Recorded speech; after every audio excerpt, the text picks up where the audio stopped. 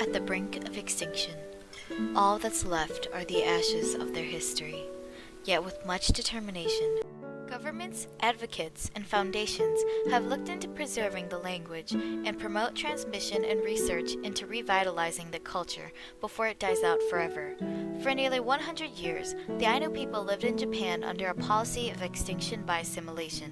They are forbidden by the Japanese government to practice Ainu customs or even speak their own language in hopes that the Ainu would vanish from the face of the planet.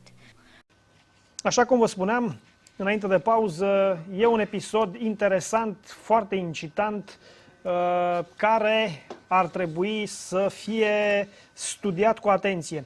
Ei bine, este vorba despre faptul că la Ulan Bator s-ar găsi un manuscris foarte vechi din primele secole de după Hristos în care se vorbește despre getodaci. Spuneți-ne foarte pe scurt povestea acestei descoperiri și de asemenea, pentru că am aici niște hârtii oficiale prin care dumneavoastră, în calitate de secretar al Camerei Deputaților la un moment dat al Biroului Permanent, faceți o interpelare la primul ministru de atunci pentru a solicita ca oficiali ai statului român să ia legătura și să caute să vadă despre ce este vorba. Vă rog.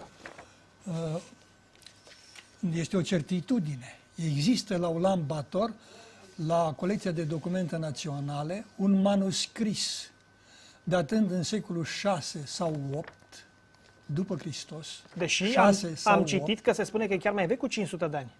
6 sau 8, da, care are, să zicem, lungimea de circa 70 de centimetri, lățimea de circa 50 de centimetri și este gros de un lat de palmă, zice cel care a văzut manuscrisul și l-a răsfoit, lat de palmă de om sănătos.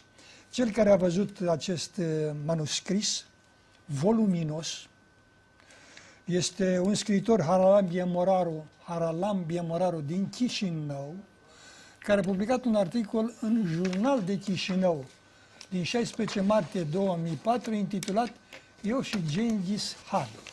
Și narează luați un cadru, vă rog, cu acest articol. Și narează epopeea întâlnirii domniei sale cu acest manuscris. Povestea ne-au transmis-o și nouă Ion Borșevici, rectorul Universității din Bălți, din Republica Moldova, academician, în anul 2000 la primul congres de dacologie împreună cu Vartic, cercetător și directorul Institutului de Cercetări Dacologice al Republicii Moldova. Din anul 2000 și până în 2004, eu am făcut intervenții la multe foruri de la noi din țară, inclusiv la guvernele respective. O intervenție, luați și aici un cadru. Declarații politice, scrisori adresate șefilor statului, inclusiv actualului șef al statului, președintelui Iliescu, Academiei Române, Ministerului Culturii, ministrului adjunct Mihai Ungureanu, Răzvan Ungureanu, care era la externe. Care este reacția Nimeni n-a reacționat.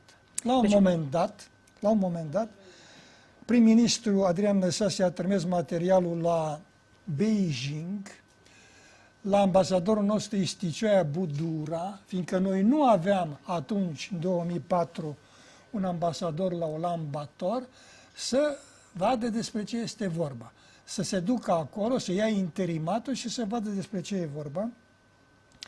Am făcut o deplasare până la Beijing, am stat de vorbă cu Isticioaia Budure, am dat toate datele necesare, a spus că se duce și să vadă despre ce este vorba, nici azi nu am un răspuns de la dânsul și din la altcineva.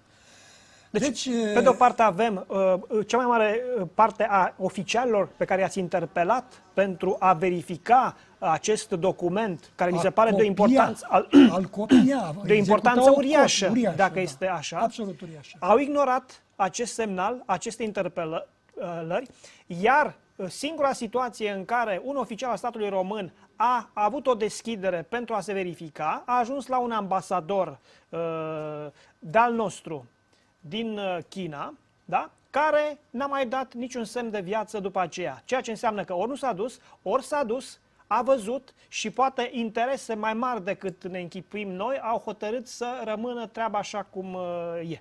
Ceea ce știu este că pe cale particulară un inginer, doctor în termodinamică tehnică, a rugat un prieten care mergea la un lambator cu interese comerciale să se ducă să-l vadă.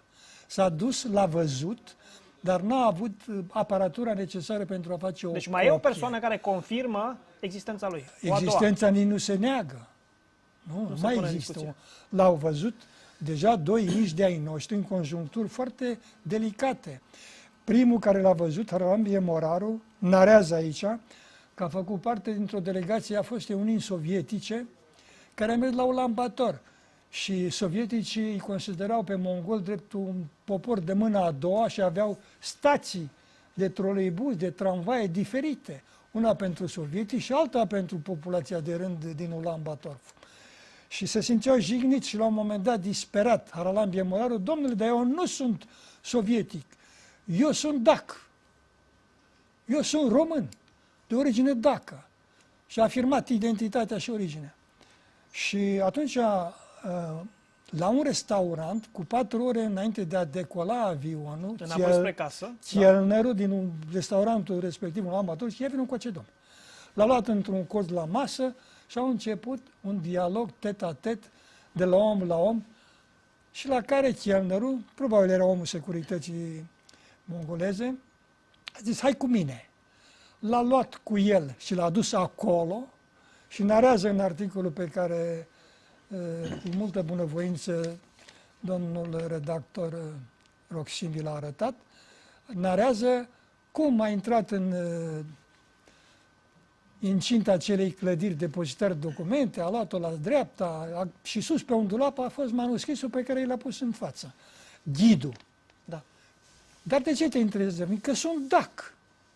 Și atunci i-a arătat manuscrisul, dar nu i-a dat voie să stea foarte mult aplecat asupra lui, pentru că a intrat la bănuială, să nu îl fure, să nu-l decripteze înainte de, mă rog, da. Și așa mai departe. Deci, iată, așa ca Avem, deci, o sursă atipică, neconsultată. Și Aurelian Sacerdoțeanu a spus: cam toate sursele din Europa le cunoaștem. Vor veni mesaje și din Orient. Și avem deja două. Una este August Name, Cronica șahului August, cu țara Vlahilor în anul 839. 839. Și avem După acces Hristos. la această Și informație. acum apare iarăși. Dar această informație S-a publicat la noi, nu știu în ce avem măsură original istorici. sau copii după original, ceva? Sunt în lume 16 copii, sunt 20 de copii, originalul era Tașkent, nu ni s-a permis accentul de către sovietici atunci, dar cel care a văzut pentru prima dată textul respectiv a fost un tur de la Radio România Actualități, emisiunea în limba turcă.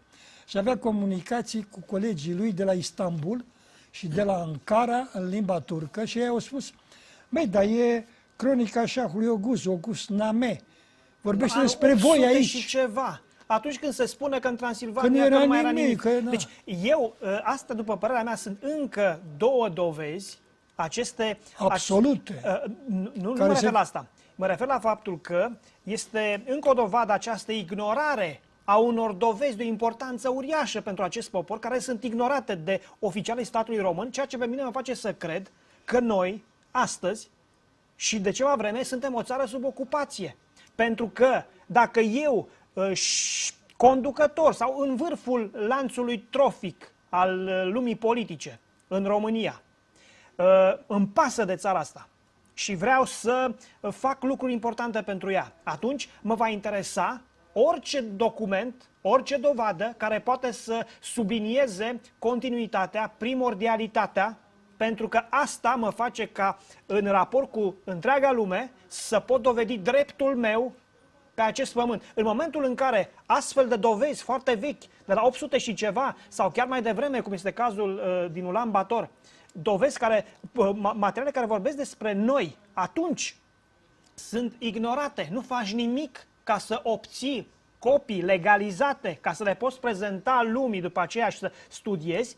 Asta mi se pare un act de inconștiență, irresponsabilitate, trădare, cum vreți să-i spuneți. Demn de remarcat și faptul că despre Codex Rohonții, un document, tot așa, un manuscris din biblioteca Batiani a ajuns la Budapesta, a fost adus în țară pe vremea lui Ceaușescu și narează evenimente din secolul XI, 1001 după Hristos.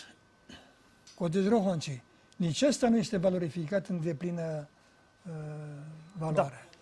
Da. Dar noi sperăm că vom avea și conducători în frontul politic care vor respecta știința, pentru că orice imixtiune politică devine imorală acolo când se implică în știință, unde numai argumentele științifice trebuie să domine. Da.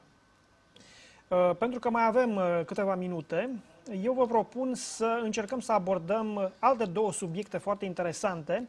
Pe de o parte, acea întâlnire cu o doamnă din Taiwanul de Est, care spune că ea și neamul ei de acolo are origini getice, sigur, din centrul vechii Europe. antici. Da.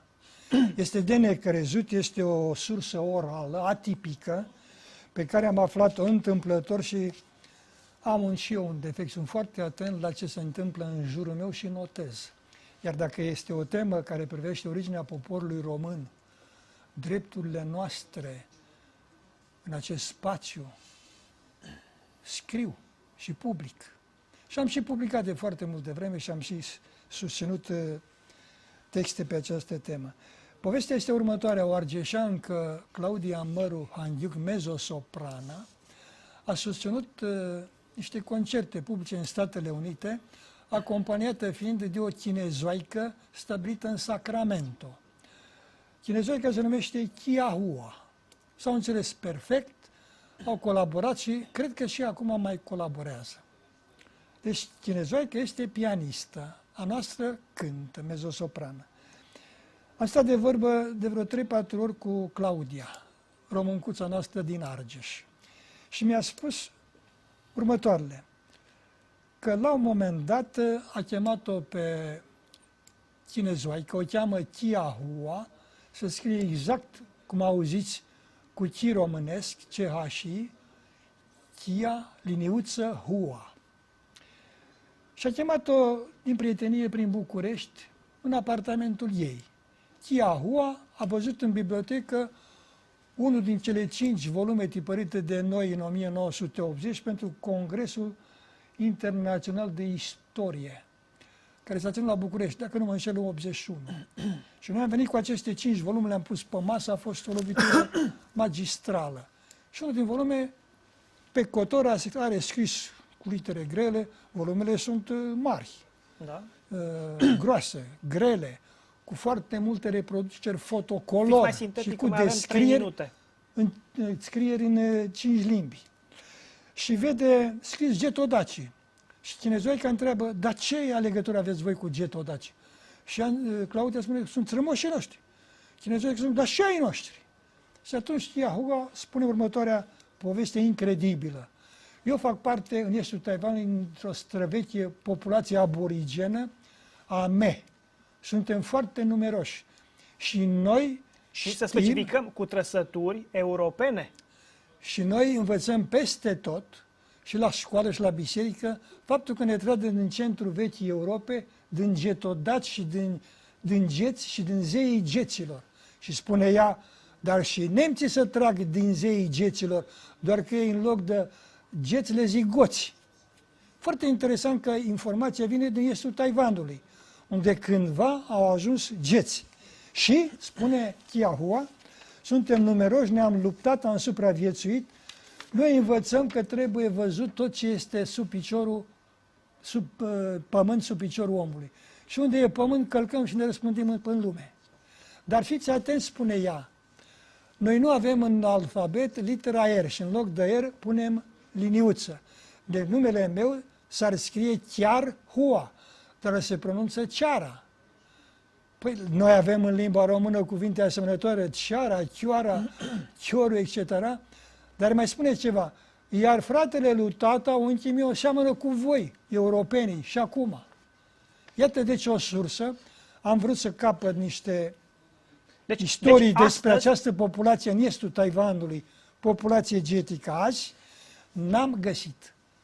Se pare că există în conform China. acestei povești, rezultă că astăzi, în această comunitate, încă se mai păstrează trăsături europene la unii dintre ei, în condițiile în care, totuși, probabil că s-au amestecat, sigur, da. Dar încă se păstrează trăsături europene, conform declarației... Și în nordul Japoniei, populația Ainu, la fel, Getica, au localități cu nume românesc. Bihor, Deva. Bihor, Deva? Da, au mămăligă, tuci în limbă. Deci, iată, astea toate trebuie adunate, pentru că ele sunt probe care arată că în vremurile trecute, acum 2000-3000 de ani, populațiile de aici au roit și au ajuns în colțurile cele mai îndepărtate ale Asiei. Planetei. Și așa. Berberii în Asia. Din păcate, subiectul e foarte interesant, mai aveam de discutat unele lucruri, dar spațiul s-a încheiat. Vă mulțumesc foarte mult pentru prezență.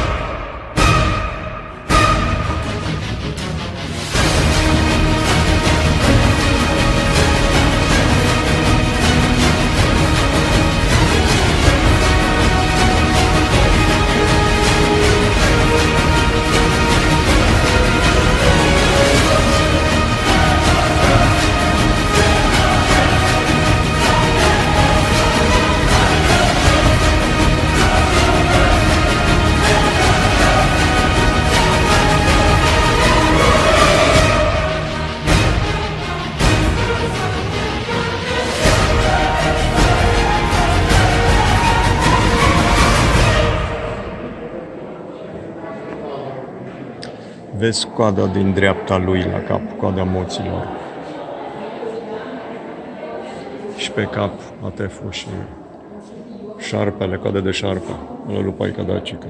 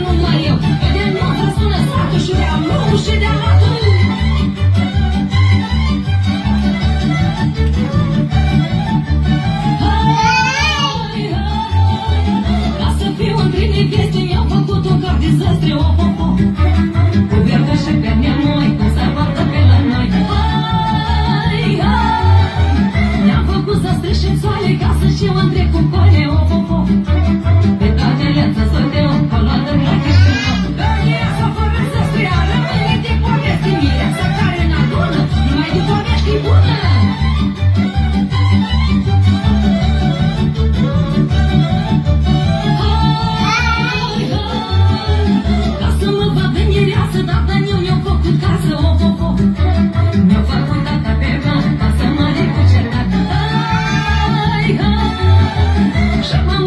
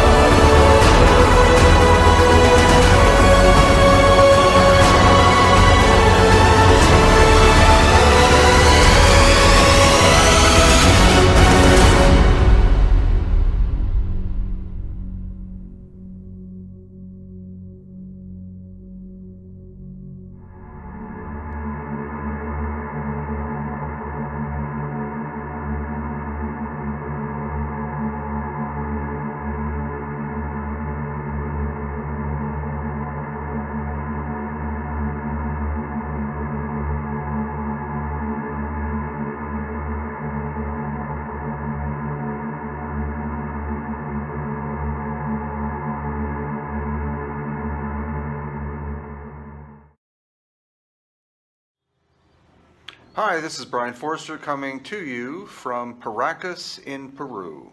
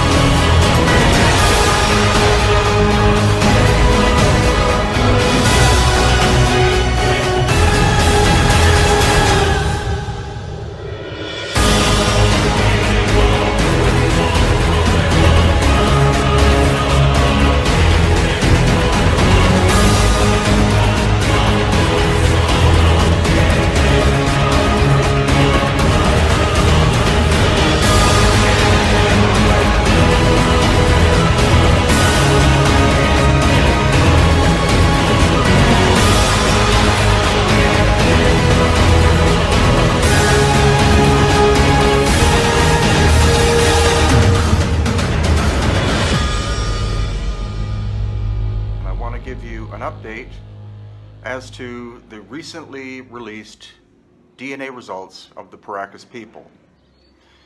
Now, it's taken us 5 years since we began this process to actually get the results. It took almost 3 years to get, or 2.5, to get permission from the Ministry of Culture of Peru, who we worked with very closely, especially with archaeologist Ruben Soto, in order to have the DNA testing approved by the government. A total of 18 skulls was tested, and results came back from 12. The DNA was so badly degraded after 2,000 to 3,000 years that of the 58 samples of 18 skulls, we got results from 12 of the skulls from 2 different laboratories, one in Canada, the Lakehead University, and another one at UCLA in California. So, in what I can basically tell you is that all Native American people of 100% Native ancestry are supposed to be and were of the haplogroups A, B, C, and D. So the results that we got, 4 of the elongated skulls were of haplogroup B, which relates to the fact that there was Native American ancestry involved, but the other ones were not. And the most common haplogroups that showed up were U2E and also H, H1, A, and H2. If you look at where the most prevalent percentage of U2E and the H1s are, it is in between the Black and Caspian Seas, as in the Caucasus Mountains. And so that's very intriguing. What I can also share with you is what I believe was the migrational pattern, because these people, like some indigenous people of the Caspian area and Black Sea area, were and are dark red-haired and also very light skin and green eyes. And this seems to correspond as well with the elongated skulls. So I believe what happened was about 3,000 years ago, the ancestors of the Paracas decided to leave the area because they were being invaded by someone. And so they traveled south through Iraq and Iran to the Persian Gulf, and there they wound up sailing eastwards and eventually found their way to the coast of Peru. There are different routes they could have used. They could have gone through Hawaii. They also could have gone through New Zealand, but then they wound up at the largest natural bay on the coast of Peru, which is Paracas, and that's where they decided to live because there was basically no one living there. They could live in peace. and that's where they develop their high culture. So this is only an initial release of information. There will be more, and there will be a book available probably by the end of February 2018, and there will also be a DVD, and these will be available through L.A. Marzulli. L.A. Marzulli at lamarzulli.net. That's it for the moment. I'm going to be doing more of these kind of spontaneous YouTube videos in the future because I can't constantly be traveling. It's starting to drive me nuts, but I do have a lot of footage taken recently in Mexico. We were able to find examples of lost ancient high technology at different sites in Mexico, so stay tuned for those.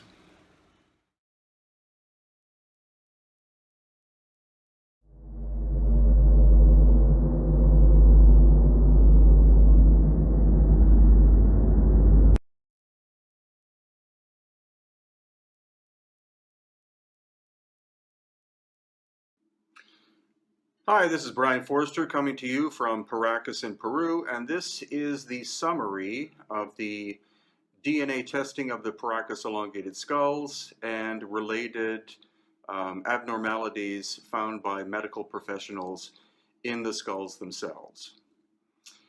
Now, the academics that we are associated with here in Peru and elsewhere, their prediction for the results of the elongated skull testing, of which we had 18 different skulls tested, was that the haplogroups that would be found would be A, B, C, or D, because those are the haplogroups of the Native American people whose ancestors crossed over the Bering Land Bridge 12,000 plus years ago.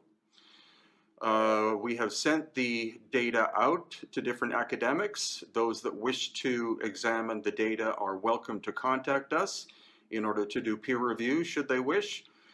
But I think they will be somewhat disturbed with the fact that some of the haplogroups of the mitochondrial DNA that came back were in fact, a few were B, which is typical Native American, but other ones that showed up included U2E, K, J, and H.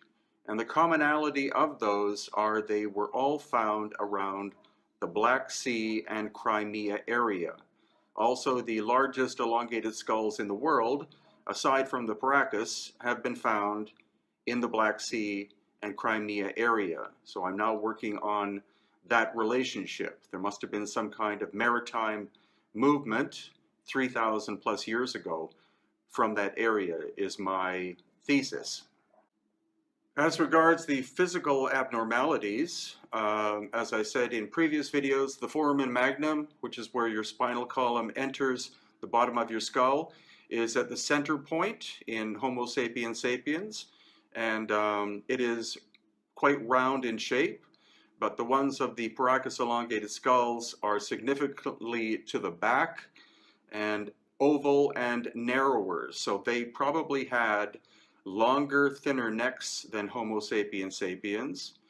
And that, of course, is a genetic abnormality that cannot be explained by cranial deformation. That was confirmed by the medical experts that we had in this book, which is available from LA at lamarzulli.net. And also, it will be explored by other medical professionals, such as my radiologist friend Ken. And then also there are things called foramen ovale, I believe they're called, which are up and inside here in the skull. That is where nerve and blood flow comes out to feed the face, and that gives us our facial expressions.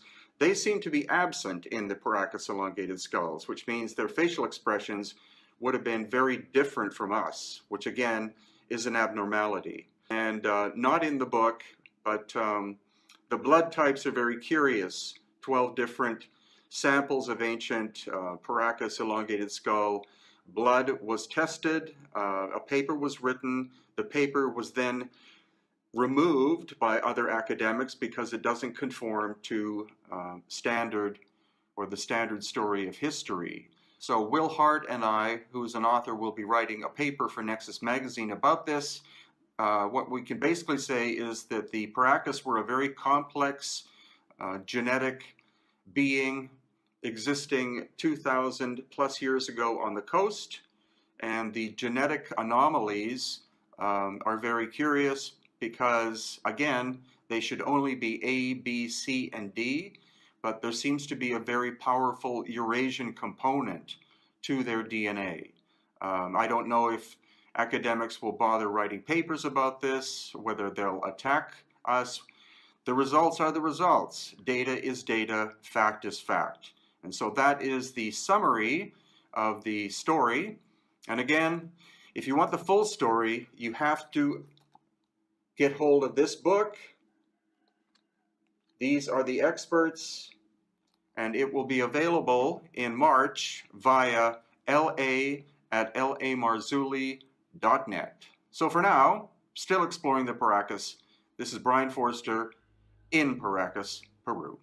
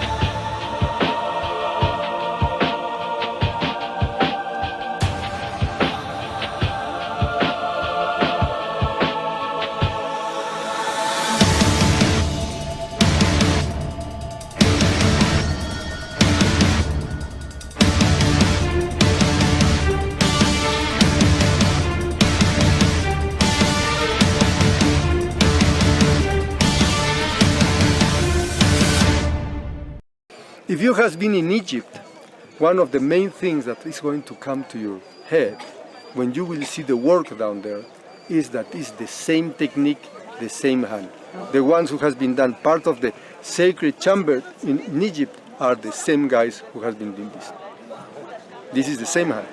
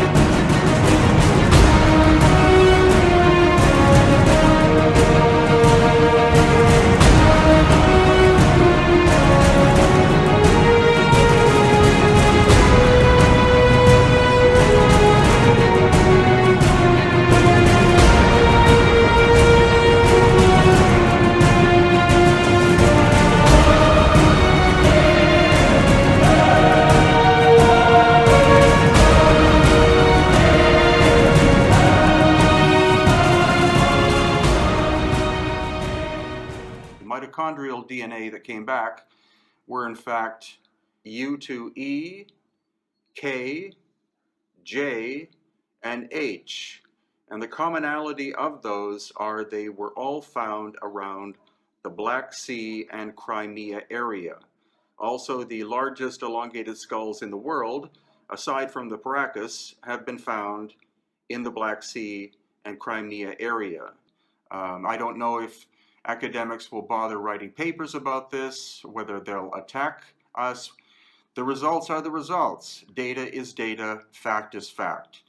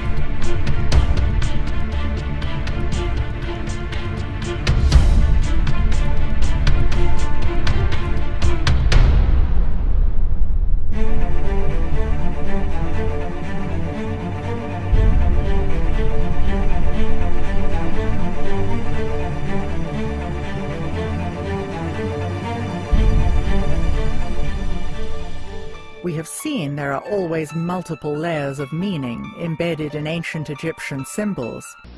Oh yes, the ideas have many layers of meaning. They just go on and on. You can take one of these sutras and dig in it forever.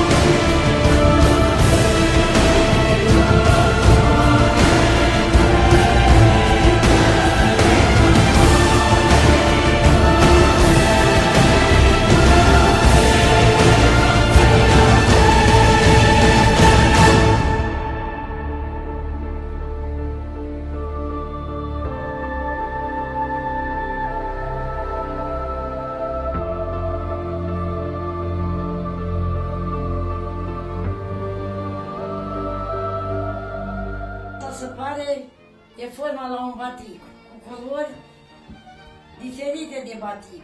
Îi se zice gimbir, care se pune după ce se dezbracă mireasa de hainele de mireasă și trece la rândul nevestelor, cum se zice la noi, să pune gimbirul în jumătatea nopții cu nunta. Și gimbirul să pune altfel, nu ca batic.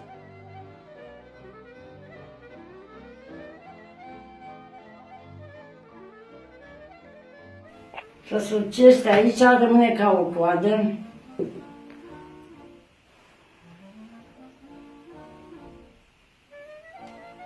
Acolo i-a spus un bold sau? Pui un bol să nu se strice modelul care i l-am dat. Da. Să face forma la batic.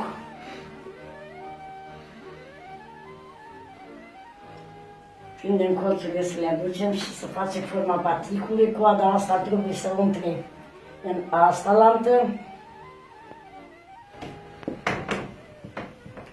Să dă forma baticului. Să pune la nevastă în cap, că de acum mai se zice mireasă. Trece rândul femeilor. Părul să leagă cu ocul, la noi se zicea conci. Da. În vârful capului. Se împletea? Nu se împletit, noi îl purtam împletit acum. Da. Și așa se poate forma.